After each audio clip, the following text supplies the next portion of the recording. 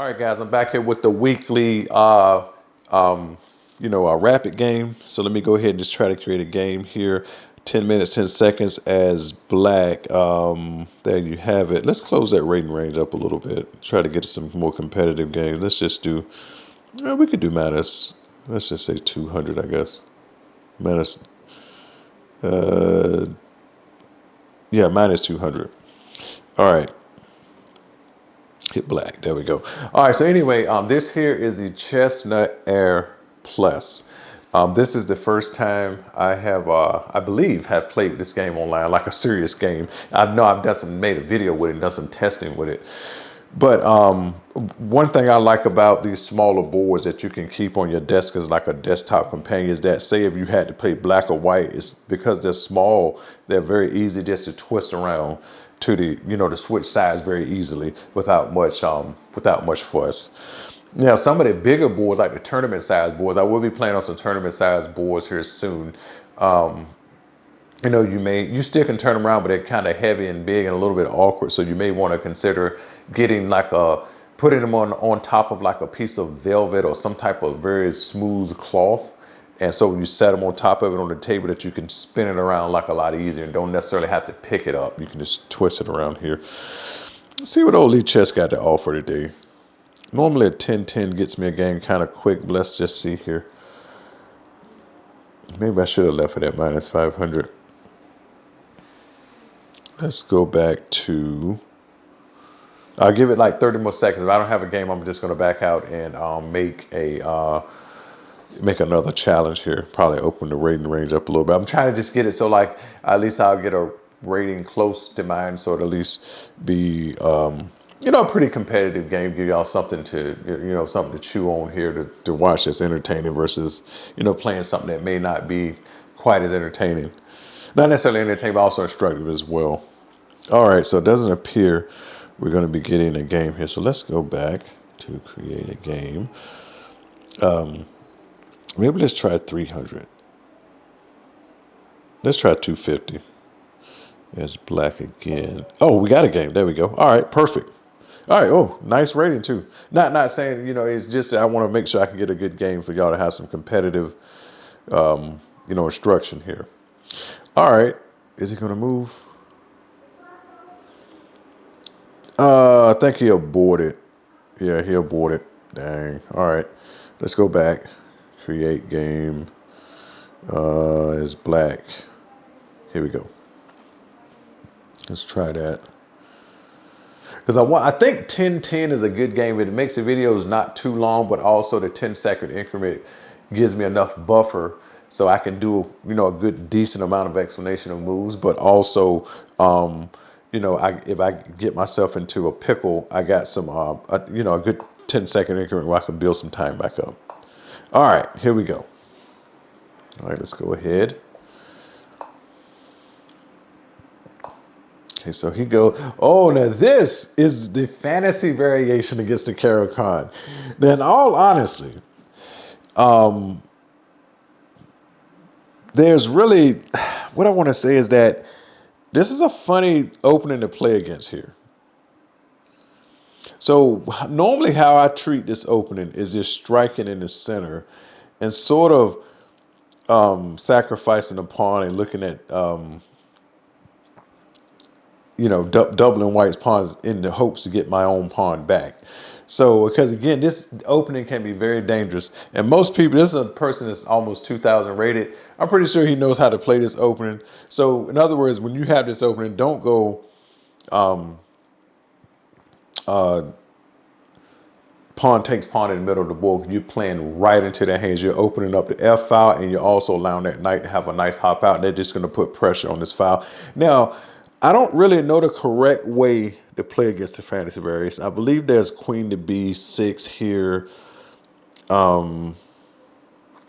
There's just a lot of moves here that can be played, I got to say. So I'm going to just take the approach in terms of, until I learn better, I'm going to take the approach of just trying to throw my opponent off. I think this version here, what I'm playing, is what you consider as playable. But again, do your own research and follow up on that. And playable means that, like, hey, it might be somewhat dubious. You might say right now white might have a half a pawn advantage, but yeah, I mean, a half a pawn advantage is an advantage, but you got to be able to take advantage of that half a pawn advantage. That's just, it's really just that simple.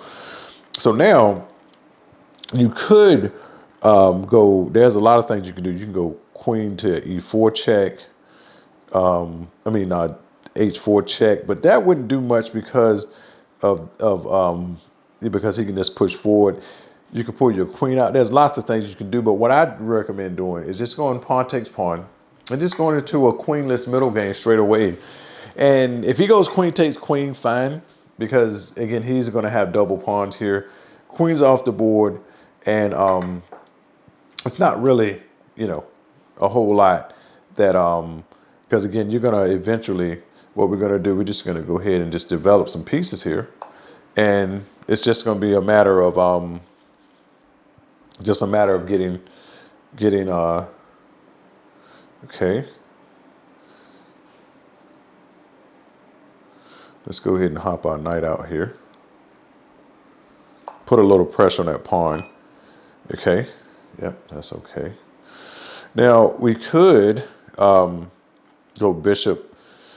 Let's just go ahead and go bishop here. Okay. We'll take that. Okay, so he hops his knight out. Now I believe that we can just go here.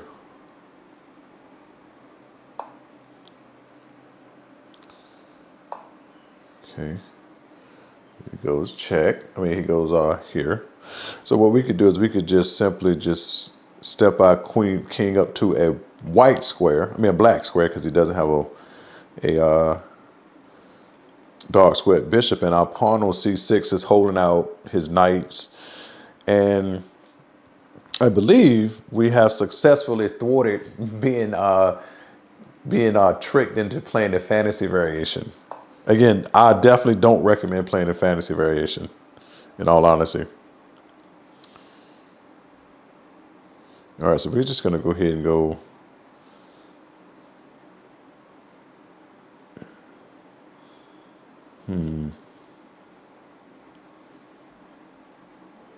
Let's just go ahead and go knight takes knight.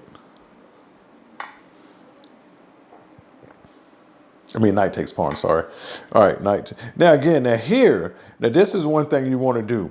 Don't be afraid. Don't forget, he already has an isolated pawn.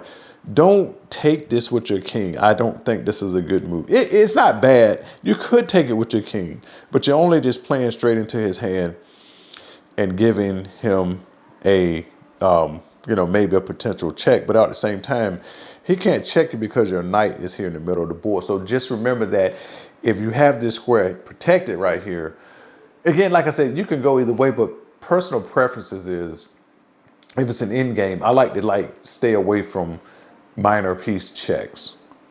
Again, so, but in this case, I don't think that we have much to worry about if we just go ahead and go queen takes pawn. King takes pawn. And my next move is just to bring my rook over, and that's just as simple as that. Which rook to bring over? You know what? Actually, I have a video on, I'm going to be making a video on specifically on when you have the opportunity, or when you're in a situation where you want to move one of your rooks, but you don't know which one to move. I actually have that coming. That's going to be part of my techniques for the win series. So don't worry, I'm putting that together now, because that's going to be multiple positions. And normally I take one position in that technique for the win. But in this case, I'm going to try to bring about multiple positions in that. So anyway, let's see what we got here.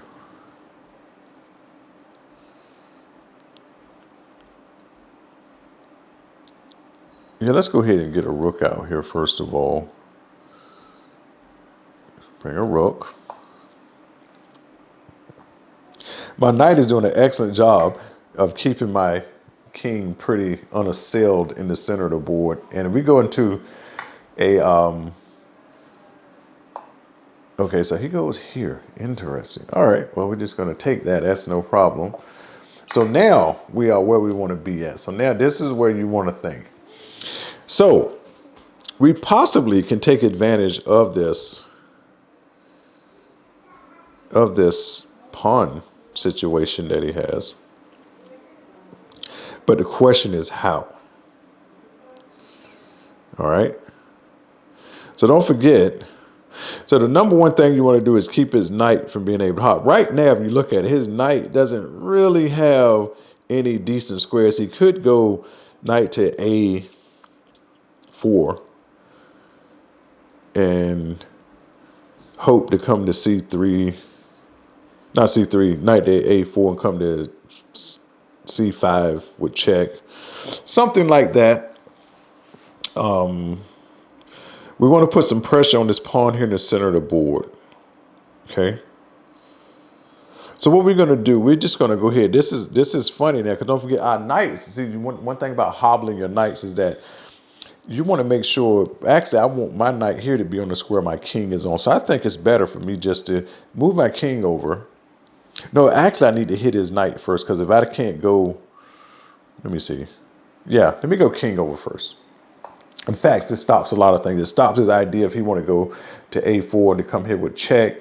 And also my knight can say bounce here to say F4, bounce back to E6. And that way, eventually I want to move my knight on E5 out of the way so I can put my king on E5 and put some pressure on that.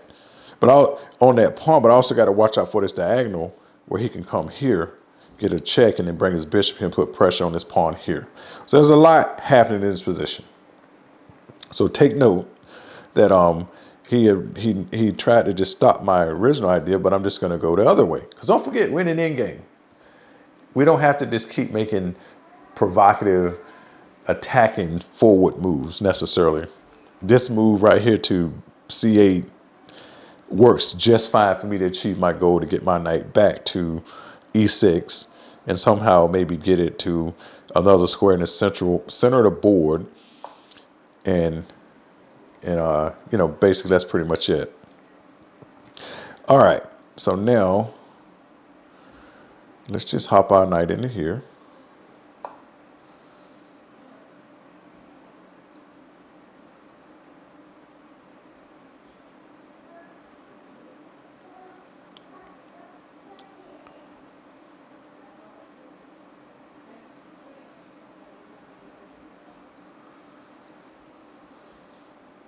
Let's see what we got here.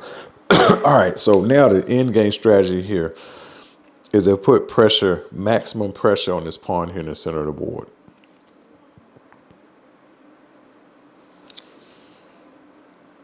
If we can get his bishop off of that square, that would be a good opportunity. Okay, now that's something. Now I did not expect that.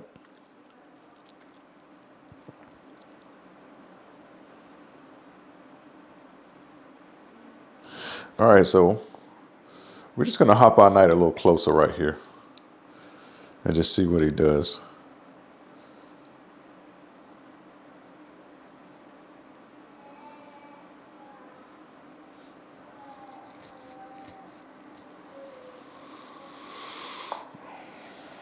Okay, so he hops his knight backwards. Okay. Interesting.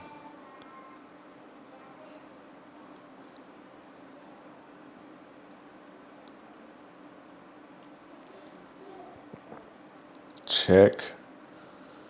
No, the checks aren't doing really any good. If I go check, it's not really doing me any good. It's not really doing me any good. So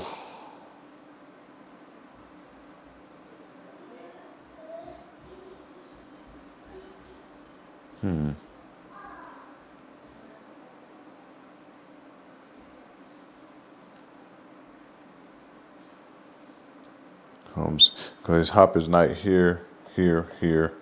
All right, so let's go ahead and preemptively prepare for something that's coming, I think.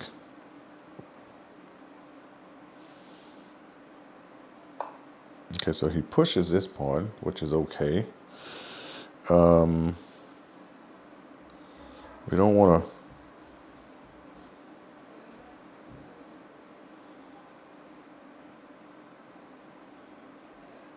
I see something wow, but I don't know. Let me calculate. I want to go check, pull my knight here, but would he allow me to do that is a question. All right, let's do that.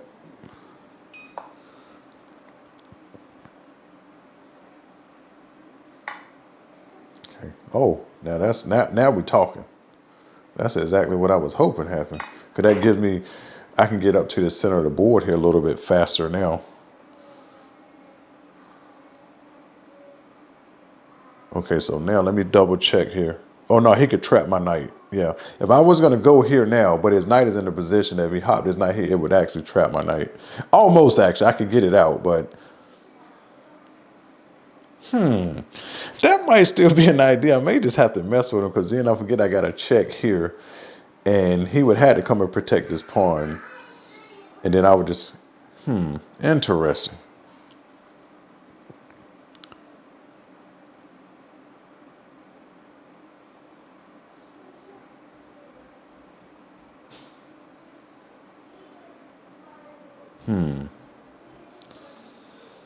All right.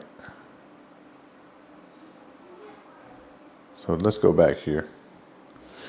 Because I'm actually, he's going to probably push up over. I'm trying to make him make some concessions here with his pawns here.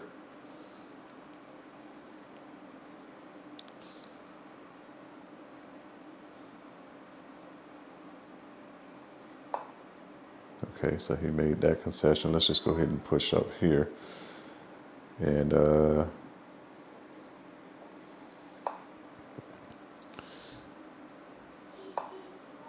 so he goes here. Now he wants to go, let's go here. I think I might be able to get 2 versus 1 on that side of the board. Okay.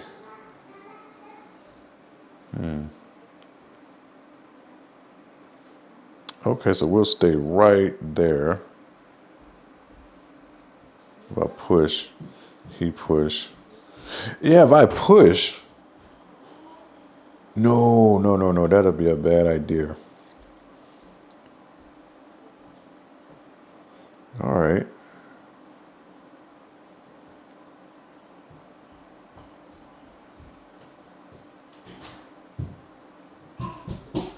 So let's just go like this here.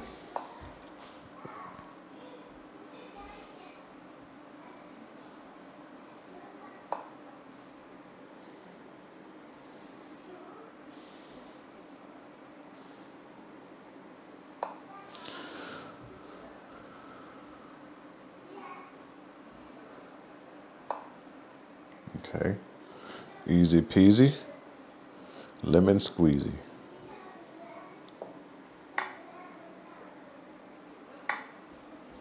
Okay. That might be the mistake we was looking for, maybe. Let's find out. Okay.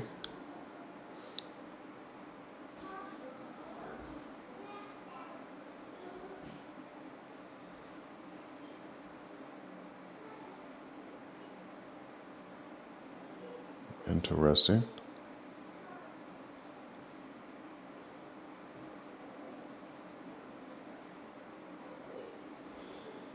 Yeah, we'll go ahead and take this pawn on this side of the board. Worst thing he could do is trade, yeah.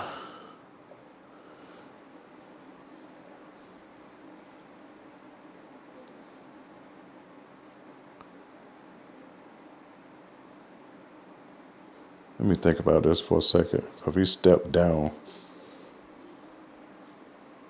Yeah, we're going to take that pawn. I was going to push up, but I think we're good to go. Okay, so now we can afford the opportunity to take this pawn now. He steps up. Then we'll just not worry about that. Because I don't think he can. We're not going to worry about that.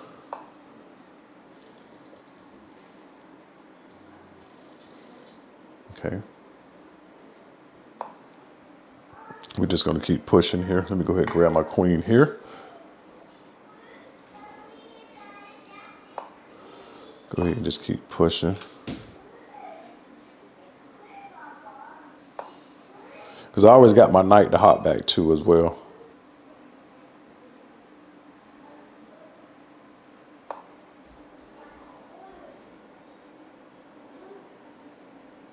Let's see what he's going to do here.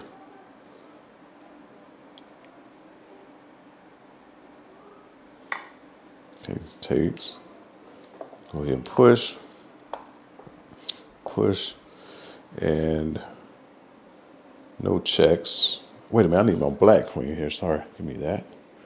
Take a queen. Okay, so he goes here. And we're just going to go make sure he ain't got no checks here. Let's go ahead and put him in check. I think we'll be good here. I don't think we got too much to worry about. Okay.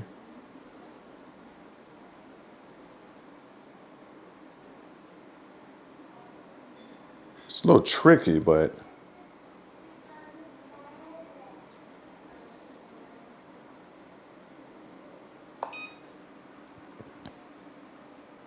because don't forget, I got all the checks right now.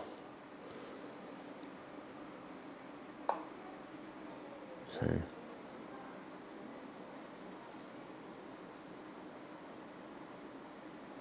Let's go ahead and check them here.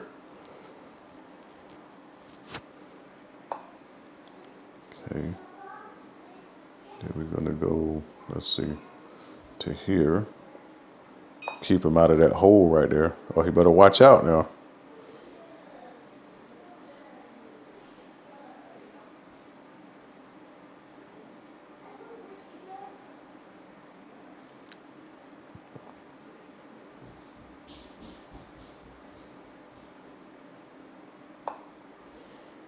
Okay. So we're just going to go.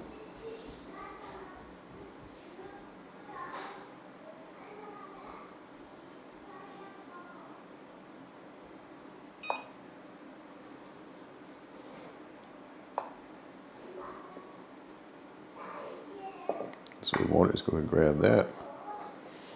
I gotta say, he's playing. He's playing, but let's go ahead and hop him right here.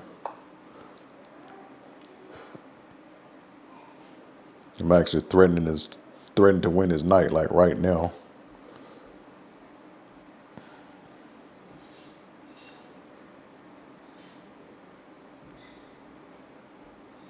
I could even trade everything down and win. Okay, so he goes here. Interesting.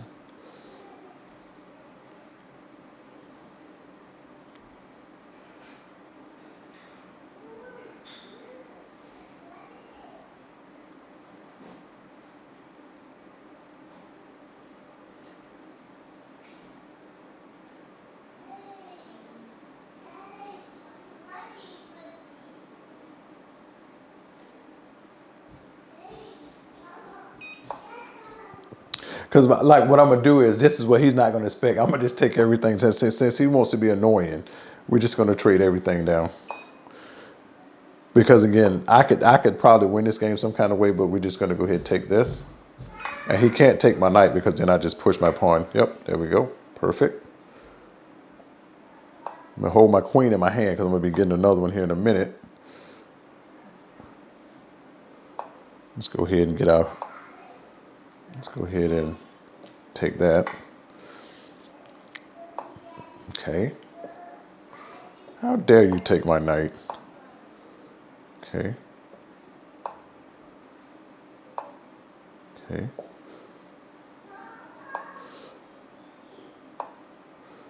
Perfect. Yeah, so this is just a matter of just easy here, right here. It's just no point in just being too fancy here or anything. Just, wait a minute. Oh, I can't move that, sorry. Oh, actually, technically, I should have just lost the game. I made an illegal move. Okay.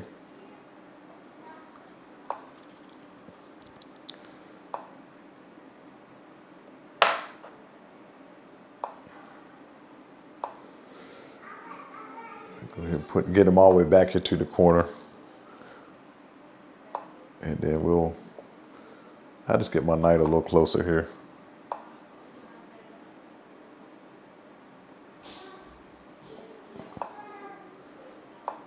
Get my knight a little closer here. Where did he go? Here? Okay, so let's go here. We're gonna just go ahead and get our knight just a bit closer here. Okay. Go ahead here. Wait a minute. What happened here? Oh, put my queen back here. All right, so that's it. Just a matter of technique here.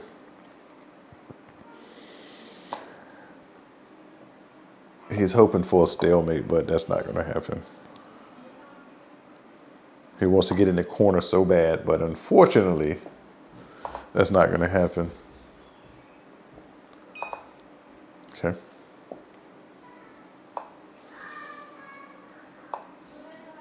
Okay, I'm gonna get a queen skis. And I'm just gonna put his, whenever this happens to me, I just keep the other minor piece back out of the way. And then I just drive him to the edge of the board with the queen. But anyway, that is the rapid game of the week. And we're just gonna do a little bit of analysis here. So let me hop over to my computer real quick. All right, so here we are, the analysis portion of the game. Let's go ahead and jump right in here. Now, my opponent played this fantasy variation right here. They're calling the Caro-Kann defense the Marcosi variation, but from the white's perspective, if you look up the, I think this is sort of a part of, no, I don't think it's part of the Alapin. No, the Alapin is actually C3. Anyway, this is called a fantasy variation against the Caro-Kann as white for whatever reason.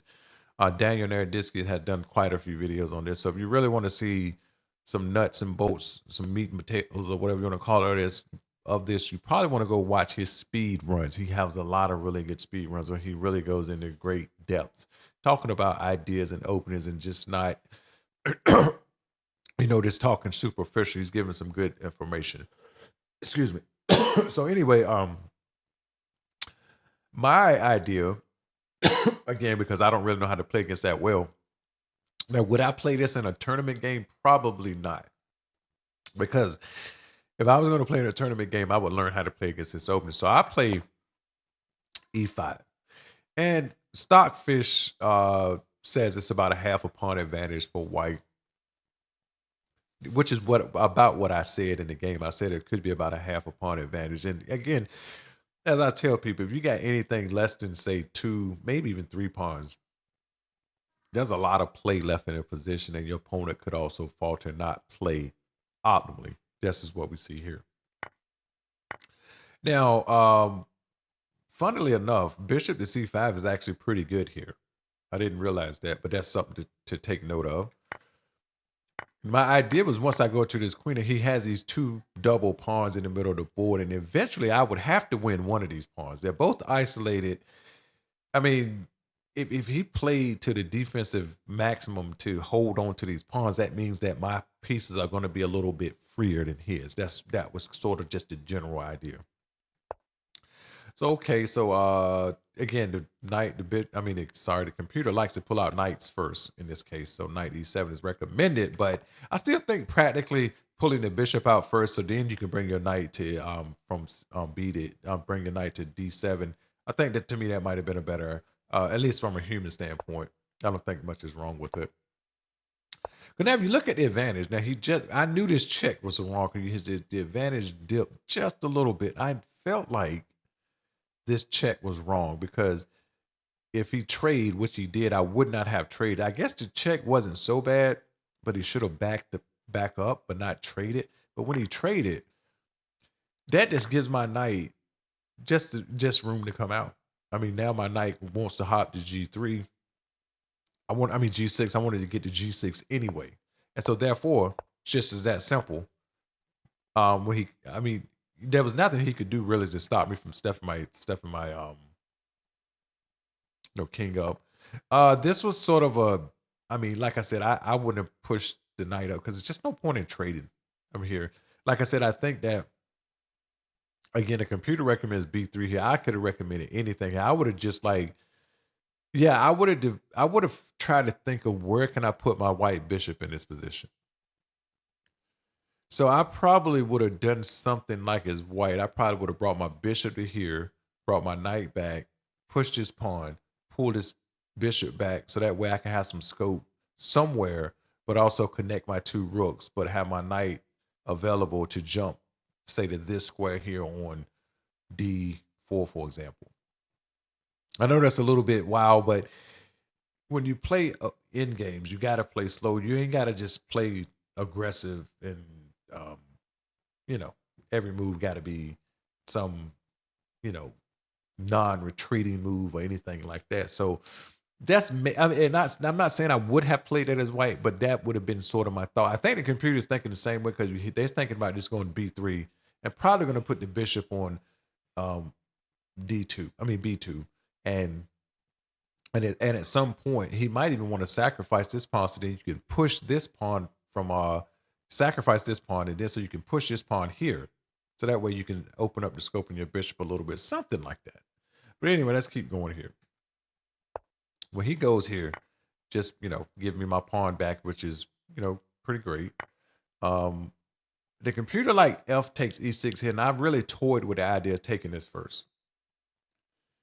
But I ultimately went with the king because I wanted to get my king a little close to the center. And you can see it's not so bad. I mean, they're both about the same strength. So just a preference. I think Stockfish obviously is more, um, it probably figured some kind of way positionally that pawn was better on that square. So, all right. So I did not go knight here first. I toyed with the idea of bringing knight to here, to what is that, F4. Let's get to, okay, takes. Let's see. Knight to H4. I did not consider that. If I go knight to H4, what? But yeah, if I went knight to H4, he'd had to back his bishop up, for example. If I go here, I mean, well, I guess he could go here, bring a knight in. Okay, so I see. All right. So now, was my move good? Yeah, that was okay. King to, it's saying I should have brought my king up a little bit. Okay, I'm just going to quickly scroll through these moves. Because these moves are just obvious. You're just trying to get the knights in some better position so you can sort of at least have some sort of influence. Right, they're suggesting to take the bishop. I did not. I guess, you know what? Taking the bishop would have been the same result. But the only difference is that my king, because for example, what I'm saying, if I go here, instead of pushing what G6, if I were to go ahead and take this now, it's still the same position I would have got, except for his king is on this square. So let me show you what I'm talking about. If I go, when I went here, check. But the only difference is now I hop back. Now look at this. It's the same, sort of the same position, except for these pawns have been moved, which don't make that much of a difference in the position. But his king is now on this square versus being on E2. So I keep that in mind the next time I run into something like this. So anyway, he starts to falter here.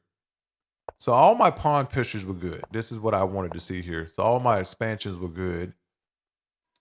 And when I take, then the idea is to go check here. Oh, because the computer doesn't like that. G5.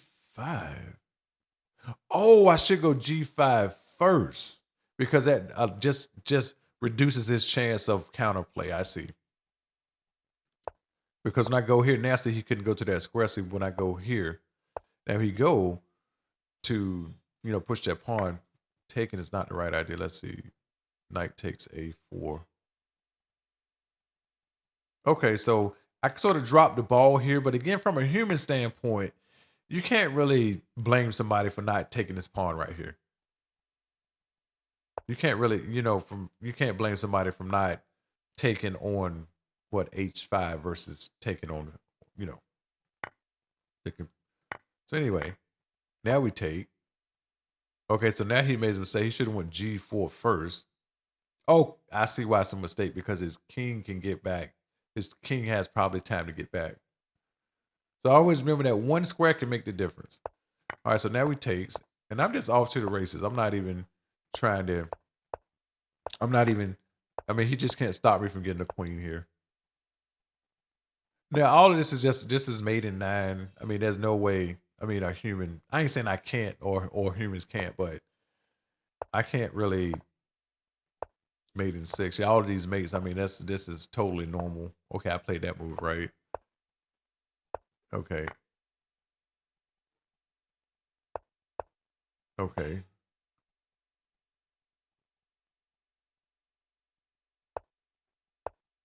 And here I just take this. And again, it's just because I'm talking, you know, if you're talking and trying to commentate.